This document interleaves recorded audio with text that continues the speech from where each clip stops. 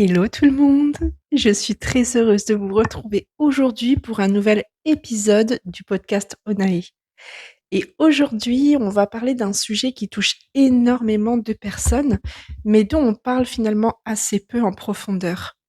Pourquoi certaines personnes nous épuisent émotionnellement? Pourquoi certaines relations nous vident complètement? Pourquoi certaines discussions nous fatiguent mentalement pendant des heures? Pourquoi certaines personnes nous donnent l'impression de porter tout leur monde sur nos épaules? Parce que je pense sincèrement qu'on a tous déjà connu ça. Vous savez, cette personne qui se plaint constamment, parle uniquement de ses problèmes, ramène toujours tout à elle, appelle uniquement quand ça va mal, crée du conflit partout ou nous fait culpabiliser en permanence. Et parfois, après seulement 15 minutes de conversation, tu as l'impression d'avoir fait 3 gardes de nuit et une thérapie de couple. Et aujourd'hui, j'avais vraiment envie qu'on parle de ça avec honnêteté, avec psychologie, avec humour aussi, mais surtout avec beaucoup de lucidité. Parce qu'internet adore mettre des étiquettes sur tout. Toxique, narcissique, vampire émotionnel, manipulateur, alors que parfois les relations humaines sont beaucoup plus complexes que ça. Et je pense qu'il est important d'apprendre à reconnaître les relations qui nous épuisent, sans tomber dans la paranoïa où tout le monde deviendrait toxique. Déjà, je pense qu'il faut comprendre quelque chose de très important. Certaines personnes prennent énormément de place émotionnellement. Pas forcément parce qu'elles sont mauvaises, mais parce qu'elles vivent constamment dans leurs problèmes, leurs frustrations, leurs angoisses, leurs conflits, leurs émotions. Et à force, elles finissent par déposer tout ça sur les autres. Parce qu'il y a une énorme différence entre partager une difficulté et utiliser quelqu'un comme décharge émotionnelle permanente. Et ça, beaucoup de personnes ne s'en rendent même pas compte. Certaines personnes ne parlent quasiment jamais de projets, de solutions, de choses positives, d'évolution. Chaque échange devient une plainte, un problème, une catastrophe, un drama, une injustice. Et honnêtement, au bout d'un moment, ça devient extrêmement lourd mentalement, parce qu'on finit par porter émotionnellement des choses qui ne nous appartiennent même pas. Et je vais être très honnête avec vous, pendant longtemps, j'ai énormément attiré ce type de relation. Des personnes qui venaient uniquement me parler quand ça n'allait pas, quand elles avaient un problème, une dispute, une crise, un mal-être, une angoisse ou simplement besoin d'attention. Mais dès qu'elles allaient mieux, plus personne. Et pendant longtemps, je pensais que c'était normal. Je pensais que j'étais simplement quelqu'un de gentil, à l'écoute, de présent, de compréhensif, alors qu'en réalité, j'étais devenue une béquille émotionnelle pour énormément de personnes et ça, c'est très différent. Je pense qu'il faut vraiment parler des béquilles émotionnelles. Parce qu'il existe des relations où une personne prend énormément émotionnellement, sans jamais réellement donner en retour. Et souvent, les personnes les plus empathiques tombent dans ce schéma, parce qu'elles veulent aider, comprendre, rassurer, réparer, sauver, mais à force, elles s'oublient complètement elles-mêmes. Et je pense qu'il y a beaucoup de personnes qui confondent être présent pour quelqu'un et devenir responsable émotionnellement de quelqu'un. Et ça, ce n'est pas du tout pareil. Tu peux soutenir quelqu'un sans porter toute sa vie sur tes épaules. Tu peux écouter quelqu'un sans devenir son psychologue officiel 7 jours sur 7. Tu peux aimer quelqu'un sans te sacrifier émotionnellement. Et ça, beaucoup de personnes ont énormément de mal à le comprendre. Je pense aussi qu'il faut également parler des personnes qui veulent constamment être sauvées. Sujet très important. Parce qu'il existe des personnes qui demandent des conseils, demandent de l'aide, demandent du soutien, mais ne veulent jamais réellement changer. Elles veulent être rassurées encore, encore et encore. Et honnêtement, ça peut devenir extrêmement épuisant. Parce qu'à un moment, tu te rends compte que tu portes quelqu'un qui ne veut même pas marcher. Et là, il faut comprendre quelque chose de très difficile à accepter. On ne peut pas sauver quelqu'un qui ne veut pas évoluer. Et ça, pour les personnes empathiques, c'est extrêmement douloureux.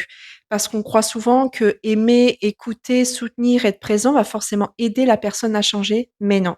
Certaines personnes restent bloquées tant qu'elles ne décident pas elles-mêmes d'avancer. Et je pense aussi qu'il faut parler des personnes qui vivent dans le chaos permanent.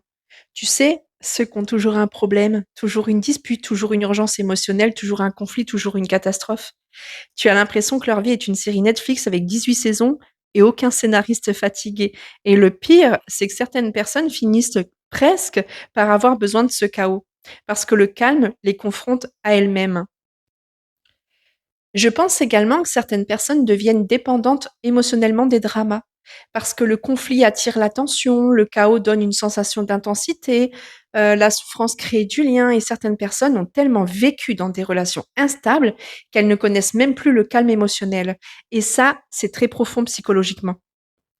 Il y a aussi les personnes qui culpabilisent énormément les autres. Des phrases comme «Tu as changé», «Tu n'es plus là pour moi», «Avant tu répondais plus», «Tu m'abandonnes», «Tu ne comprends pas ce que je vis», alors qu'en réalité tu essayes juste de respirer un peu. Et ça, c'est important d'en parler parce qu'on a le droit d'être fatigué, on a le droit d'avoir besoin de calme, de vouloir du silence, de prendre du recul et de ne pas être disponible émotionnellement en permanence. Je pense qu'on ne devrait pas avoir besoin de s'épuiser pour prouver qu'on aime les gens et pourtant énormément de personnes fonctionnent comme ça, hein. Elles pensent qu'être une bonne personne, c'est être disponible 24 heures sur 24. Alors qu'une relation saine respecte aussi les limites, l'espace, le repos émotionnel et la santé mentale de l'autre. Et parlons justement des limites. Parce qu'honnêtement, poser des limites, c'est extrêmement difficile, surtout quand on est quelqu'un de gentil, de généreux, d'empathique, qui aime aider. Parce qu'on culpabilise énormément. On a peur de blesser, on a peur de décevoir, on a peur de passer pour quelqu'un d'égoïste, alors on accepte. Mais le problème, c'est qu'on accepte trop d'appels, trop de problèmes, trop de discussions lourdes, trop de charge mentale émotionnelle, et à la fin, on est complètement vidé. Personnellement, apprendre à dire non a changé énormément de choses dans ma vie. Et honnêtement, au début, c'est inconfortable parce qu'on a l'impression d'être méchant, alors qu'en réalité, on apprend simplement à se respecter, et ça change tout. Je pense également qu'il faut arrêter de glorifier le sacrifice émotionnel.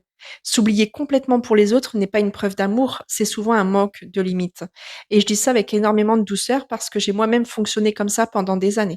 Je pense aussi qu'il faut parler des conséquences psychologiques, parce qu'à force de porter émotionnellement les autres, certaines personnes finissent par être constamment fatiguées, ne plus supporter les appels, éviter les messages, avoir envie de s'isoler, ressentir une saturation mentale énorme, devenir irritable et perdre leur énergie sociale.